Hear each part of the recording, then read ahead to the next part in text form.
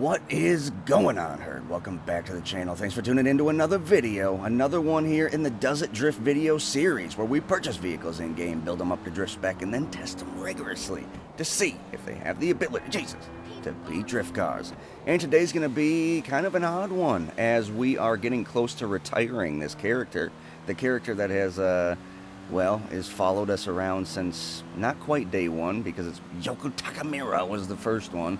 Then we moved on to this one, where we didn't have a fresh character, but we had some drift cars. We brought in, obviously we went down that road.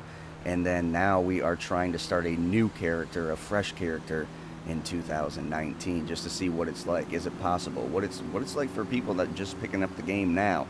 What it's like compared to day one, since I was a day one player. Is it still possible in general? What does it take? What's the ratio of making money versus buying money? And that's the real goal of the whole series, is to not buy money. But with that said, that's not what this video is about. Today, oddly, this is the test subject, the Infernus Classic. And, well, this is a car that's been sitting in the garage. Actually, I think the only video that I made with this was on my return video, What Happened to Black Sheep TV. This was maybe 6-8 months ago. It's kind of fitting in a way. Although we didn't use it much, it's a vehicle that we've utilized twice, and both on our two big breaks that we've taken on the channel. So, with that said, let's get right into this thing, because this is a crazy car and I have never drifted this thing, but thankfully I did pop a tire earlier. Hey, there's no bulletproof tires. We do have potential with this bad boy. So, let's load up a track, let's get right into it, and let's really see what we are dealing with here. We will go to the Ebisu school course. I was just thinking it's going to be quite a bit of work to bookmark all these good jobs over onto the new character. Hashtag new character life. Hashtag new character problems. So some of you may be wondering what's going to happen with like your crews. What's happening with the Black Sheep Drift community? What's happening with the Hoon Stars? We're going to get into all of that stuff in the new character. We will be giving you guys a big surprise in the end of Series 1 of that. We will be giving you guys a big surprise in the end of Season 1 there. So definitely just stay, Jesus. You know what to do. Support the channel. With all of that aside, all of the build-up done and gone, let's see if this thing stances, and I have no friggin' clue. I do want to say that I have stanced this thing before, though. Alright, I should have done this one first, though, because this is usually the problem child right here. And we're good. Okay. As normal as can be, she stances right up. So now I'm intrigued. Now I'm very intrigued. Now there's a little bounce back there on those wheels. I see that little bounce.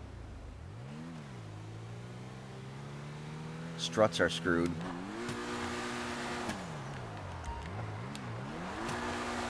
What? Is this thing actually gonna drift? Very rusty, guys. Feels like it has a lot of inertia, though. This is a very cool setup here with the fog.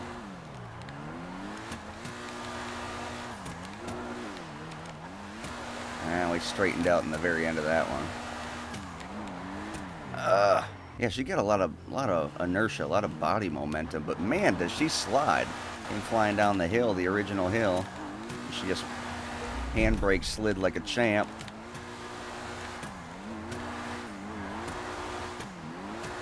I didn't mean to do that. I meant to do the big slide, but then the body got away from me again. How's the first gear drifting this thing? That's got the same body momentum that the... It's even worse in the single gear drifting, I think, for the inertia. At least with some throttle control, you can control it here.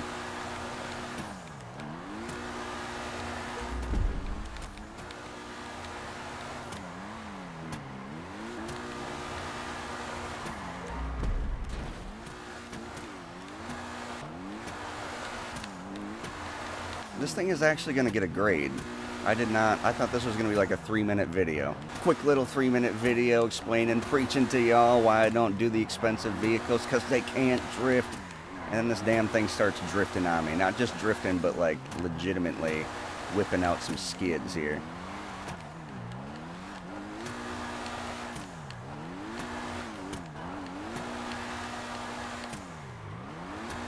I really can't, I'm rusty, so I can't take it too much away from the car, but feels like the front end has, it's not even like the front end, I don't even think.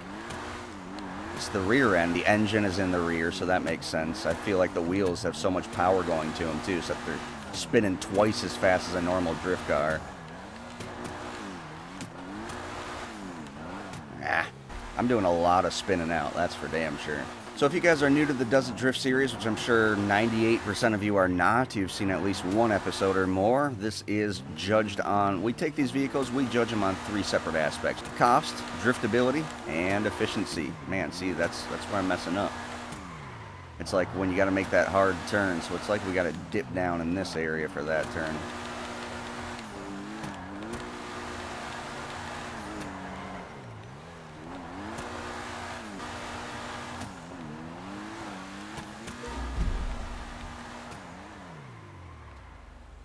Cost on this thing is, well, it's a high-cost vehicle. Not one of the top-cost vehicles where it's $3 million bucks, but it is a $1 million vehicle. By the time you put the cash into her, you're looking at about 1.3 million, right around there. If you're willing to pay that cost to be the boss, is it worth it? And I must say that it might be worth it for some. I'll give this thing a 7, simply because it shocked me in the beginning. And maybe even if you only, single stance the front, or maybe if you, I do have a little spoiler now that I'm looking at that. Maybe if you take the spoiler off, it's a little better. So we'll give it a 7.5 there, which is going to bring us into driftability. Now, again, with the cost and the driftability. Now, when we say cost, when we say driftability, efficiency, we're keeping it in account with all of the cars on a drift aspect. So a standard of drifting in the game. What's needed in a vehicle to actually get a good drift. That's what we're keeping in account. That's the standard. So this car, driftability, I feel like, oddly, it does have a really good clutch kick, speed boost glitch, mid boost, speed boost, whatever people are calling it. It has a good little one there, but when you utilize it in the first gear, it's very short, it's very easy going, it doesn't want to, it just wants to shift right back at you. So you're kind of forced with doing more of the single gear action there. But as you can see, they're long, they're hit the dirt there, but they're definitely existent. They're definitely there in second gear. And we spin out again. Typical thing in this car. So that's another thing that I gotta say is there's a lot of body roll with this, a lot of inertia, a lot of that nonsense. So I'm gonna have to give it a 7 here, maybe even a 6.5, but we will give it the benefit of the doubt because it again has that spoiler on the back. So 7.5 and a 7, that's bringing us to 14.5. Brings us into our last aspect, which is efficiency. Now I did bash up the rear end of this car already once, and it hops around quite a bit, and it definitely increases that spin out factor. So I'm not going to take the time to do it right now. I can just take my word for it. You smash up the rear end, the car starts bouncing a lot more, and if you thought she spun out a lot before, she spins out twice as much now. So that's kind of how that is, and that's why I have to hit it by just a couple for that. But it stances up normally, which means it's an in-lobby car. You can definitely go stance this thing up and drift it around in lobby, which is cool. And it's not a car that you would think would be showing up to a drift, any type of drift event, but it could technically, especially behind the wheel of someone that's actually skilled with the car. It would be quite interesting to see. So with that said, we'll give it an 8, which is 14.5, an 8, which is going to be 22.5. Not too shabby at all. Definitely a shocking car. I didn't expect that to happen. So again, we did this kind of spur of the moment because we need to go sell this car because we want to do one big grand finale with this character, and time's limited to do that because we want to get moving with releasing the series. Yes, this is all recorded pre-series. So with that said, obviously, you are seeing these as they kind of fit the sequence. It's not to say that we won't ever use this character again. We may, especially for online events and whatnot, especially if I don't bookmark all of the events. There may be a utilization of this character for some of those events. However, all in all, the large majority, the major majority, when I log on and want to play type of an occasion, that will all be on the new character, and that's because so much time and effort has went into this. That new character series, that was something that for a while, 4, 5, 6 episodes in, I wasn't even sure if I was going to release it, but then I just kept going with it, and it kind of started playing out really, quite well, and it was a really good example of, what it takes to have a new character and start online now, and it was kind of fun just to compare it to what it used to be like on GTA in the early days to what it is now. With that said, I also have the second channel, Dipstick TV, so if you have not subscribed over there, go check that out. I think we have about 1,800 subscribers over there, and at points in time, you will see me posting over there instead of over here because, well, that's what my life is allowing me to do at the time. So, and at points in time, you'll see me over here and not over there, just as I am been for the last month or so over here. It all works out, and it all gets there in the end. As always, guys, I hope you all stay happy. Please stay positive, and we will definitely speak to you guys next time.